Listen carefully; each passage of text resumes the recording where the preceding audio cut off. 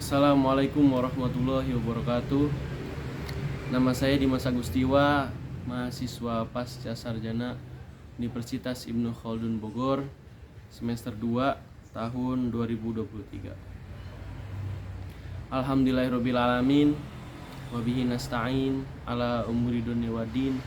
Assalatu wassalamu ala asrofil anbiya wal mursalin Sayyidina wa maulana Muhammadin sallallahu alaihi wasallam. Yang pertama, kita panjatkan puja-puji syukur kehadirat Allah Subhanahu wa taala yang berkat karunia-Nya kita bisa menjalankan aktivitas sehari-hari dengan baik. Salawat salam kita curah limpahkan kepada junjungan alam Sayyidina wa maulana Muhammadin sallallahu alaihi wasallam. Yang saya hormati dosen pengampu mata kuliah Islamic Worldview, yakni Dr. Haji Widodo Supraha MSI. Semoga beliau diberikan kesehatan, dimudahkan segala urusan, dan dimenangkan dalam segala dakwahnya. Baik, Islamic Worldview merupakan pandangan seorang muslim yang memandang segala persoalan yang ada dengan perspektif Islam, atau menggunakan keislaman dalam perspektif al-wujud. Di dalam bukunya Islamic Worldview, Paradigma Intelektual Muslim, yang ditulis oleh Dr. Haji Abbas Mansur Tamam, sekaligus Kaprodi daripada Magister Pendidikan Agama Islam di Pasca Sarjana Universitas Ibnu Khaldun Bogor,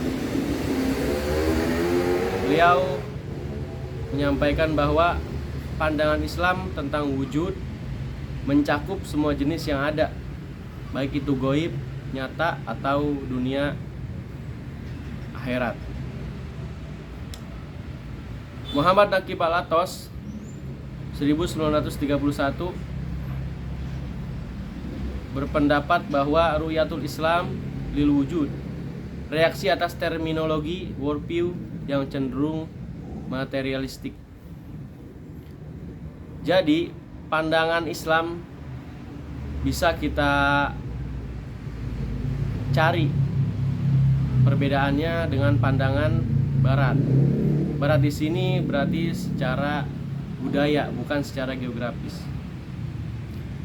Kita bisa ambil contoh, kebanyakan orang Barat di negara-negara Eropa mungkin ya, itu berpandangan bahwa semua yang bisa diindra itu baru akan dianggap benar adanya. Akan tapi beda dengan pandangan Islam, atau kita kembali lagi kepada ru'yatul Islam menurut Muhammad Naqib Al-Athos rahimahullah, yang menolak atas perspektif Barat tadi yang cenderung kepada materialistik, hal yang terindra, baik itu terlihat, terdengar, dan bisa dibenarkan oleh indera-indera lain. Sedangkan dalam Islam kita diajarkan bahwa ada yang goib dan ada yang nyata. Yang goib di sini diterangkan dalam Al-Quran surat Al-Baqarah. A'udzubillahi minasyaitonirrajim. Bismillahirrahmanirrahim. Alif Lam Mim. Dzalikal kitabul la raiba fihi hudal lil muttaqin alladzina yu'minuna bil ghaibi wa yuqimus salata wa mimma razaqnahum yunfiqun. Al-ayah. Di situ Allah ingin menerangkan bahwa ada alam di mana indera manusia tidak bisa mencerna atau merasakan. Bahkan apabila mata untuk melihat, mata tidak mampu untuk melihatnya. Telinga untuk mendengar, telinga tidak mampu untuk mendengar frekuensinya, dan lain-lain. Dari situ kita bisa menemukan satu titik perbedaan antara perspektif barat dan perspektif Islam.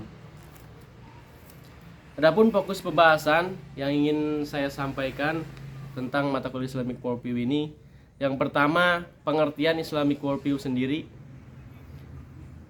Bagaimana seorang yang mencetuskan mata kuliah ini atau mencetuskan ide gagasannya tentang sudut pandang Islam yang harus perlu digali lagi agar tidak tercampur atau tercemar oleh perspektif-perspektif barat dalam artian budaya.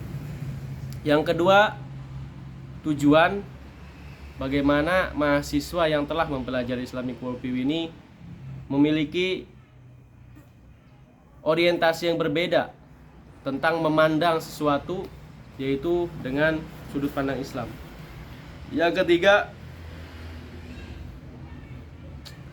tentu praktek.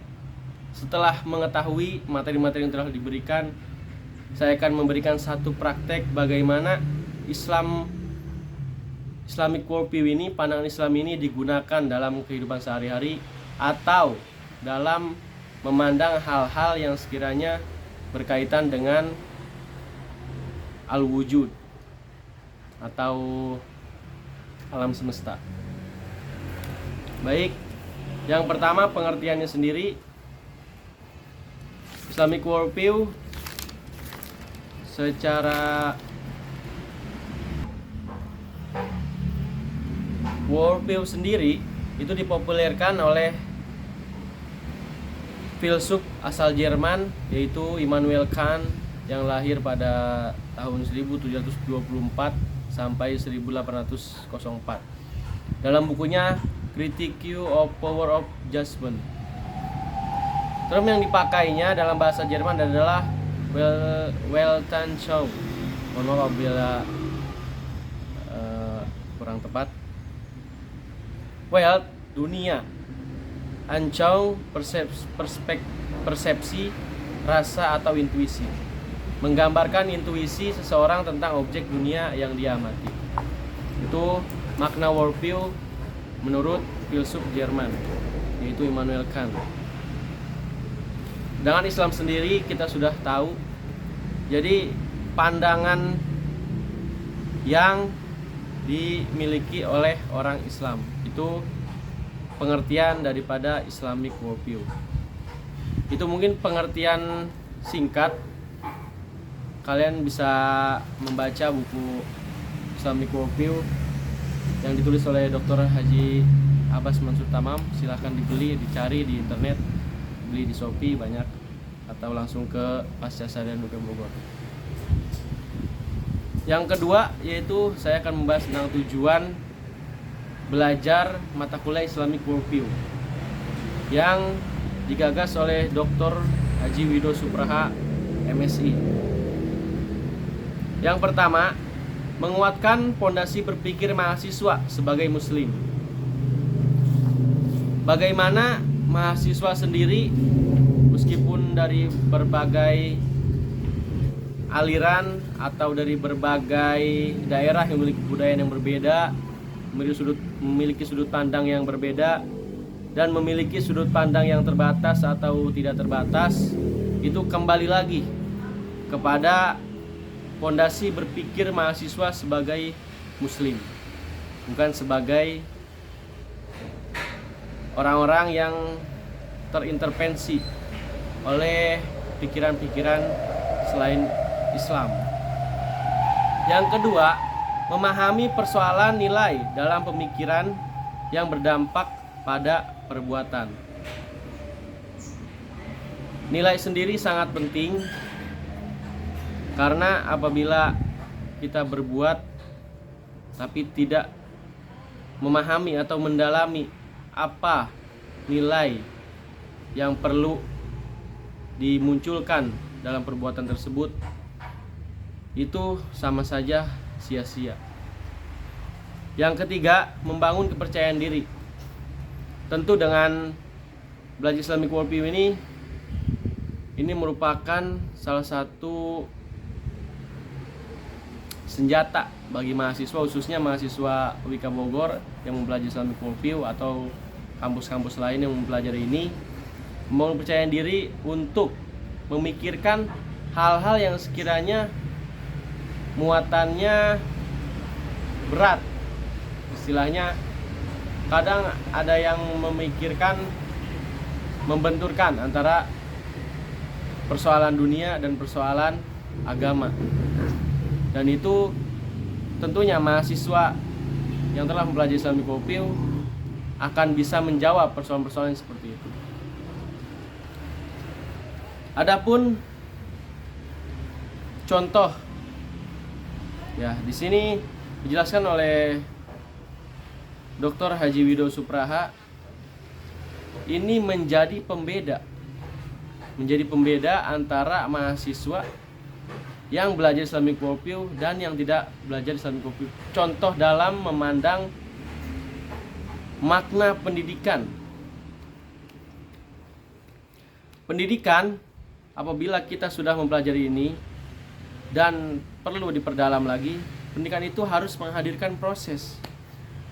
Al-Athos menerangkan bahwa pendidikan itu proses meneteskan sesuatu ke dalam jiwa manusia. Jadi perlu ada proses dalam pendidikan. Sama seperti orang diinfus. Jadi harus sedikit demi sedikit.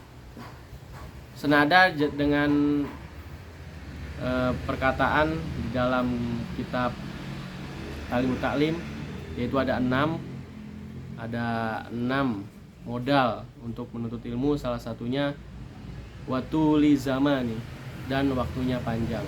Waktunya tidak sebentar, tidak instan, harus ada proses. Mungkin itu saja yang bisa saya sampaikan. Kurang lebihnya mohon maaf. Assalamualaikum warahmatullahi wabarakatuh.